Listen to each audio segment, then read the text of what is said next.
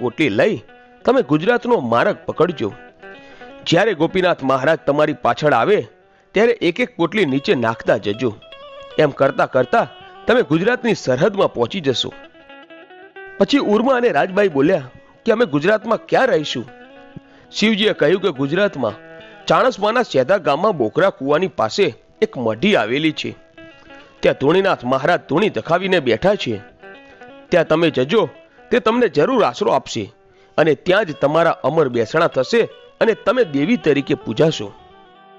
આમ શિવજીએ કહ્યા પ્રમાણે જ બને છે અને બંને કામરૂ દેશમાંથી ગુજરાતમાં ફરતા ફરતા ચાણસમાના સેધા ગામમાં આવે છે. આ સેધા ગામમાં તળાવની પારે બોકરા કુવાની પાસે ધૂણીનાથ મહારાજ ધૂણી ધખાવીને બેઠા હતા.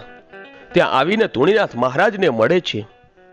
પછી તો આ બંને દીકરીઓ ત્યાં રહીને ધૂણીનાથ મહારાજની સેવા કરવા લાગી.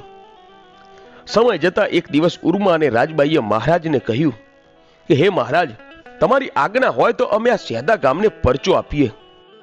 મહારાજ બોલ્યા, આ સેધા ગામમાં રૂપાજી અને હીરાજી ઠાકોરની ચોકી ચાલી રહી છે. એમને ખબર પડશે તો તમને જીવતા નહીં મૂકે. આ સાંભળી બંને દીકરીઓ બોલી, મહારાજ, અમે કામરૂ દેશની વિદ્યાઓ ભણીને આવ્યા છીએ, એમના હાથમાં કદી નહીં આવીએ. પછી તો મહારાજની રજા લઈને સેધા ગામમાં રમતીઓ માંડે છે. દિવસે દિવસે બંને જણા મહારાજની સેવા કરે અને રાત થતા કામરૂ દેશની વિદ્યાની કરામતથી અવળી ગુલાટીઓ ખાઈને બંને જણા કાબરી બિલાડી બની જાય છે અને આખાએ સેધા ગામમાં ફરી વળીને આખાએ ગામનું દહીં ખાઈ જાય છે. આવું 2-4 દિવસ રોજ ચાલ્યું. એટલે આખાએ સેધા ગામમાં રાડ પડી કે આખાએ સેધા ગામનું દહીં ક્યાં જાય છે.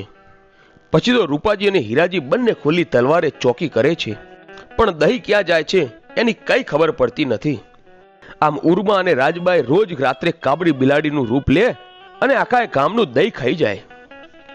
પછી રૂપાજી અને હીરાજીને શંકા થઈ કે બોકરા કુવાની પાડે ધૂણીનાથ મહારાજની મઢીમાં 2 દીકરીઓ નવી આવી છે, એની મારે ચોકી કરવી પડશે. પછી રૂપાજી અને હીરાજી બોકરા કુવે આવીને ચોકી ભરવા લાગ્યા. રાત્રે આખું ગામ સૂઈ ગયા પછી આ બંને દીકરીઓ પથારીમાંથી બેઠી થઈને અવળી ગુલાટ મારીને કાબરી બિલાડી બની જાય છે અને સેધા ગામમાં જાય છે. રૂપાજી અને હીરાજી આ બધું જોઈ રહ્યા હતા.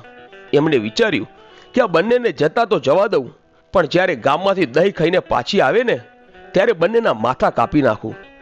પછી તો બંને બિલાડીઓ બનીને જ્યારે દહીં ખાઈને પાછી આવે છે ત્યારે રૂપાજી અને હીરાજી ઉખાડી તલવારે માથા કાપવા તૈયાર જ હતા. પરંતુ આ જ દિવસે શિપ્રા નદીને કિનારે શિવજીએ જે વરદાન આપ્યું હતું તે પૂરું થતું હતું.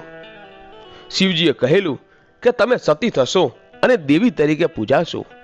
આમ જ્યારે બંને બિલાડીઓ સામે આવે છે ત્યારે રૂપાજી તેને મારવા જાય છે, પરંતુ બંને બિલાડીઓ તેમને કૂદીને ભાગવા લાગી. પછી તો બિલાડીઓ આગળ અને રૂપાજી પાછળ ખુલ્લી તલવાર લઈને મારવા દોડે છે.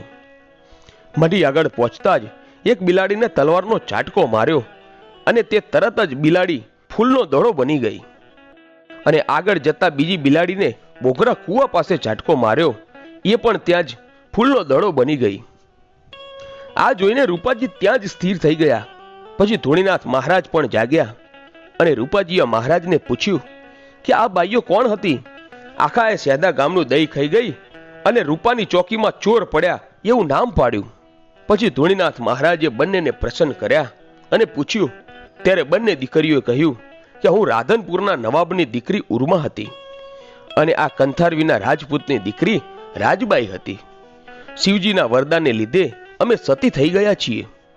પછી ધૂણીનાથ મહારાજે રાજબાઈને સિકોતર નામ આપ્યું અને ઉર્માને બીબડી સિકોતર એવું નામ આપ્યું. પછી તો બંનેને વરદાન આપતા કહ્યું કે જાઓ, તમે આજથી બોકરા કુવાની બીબડી સિકોતર તરીકે જગ પ્રસિદ્ધ થશો.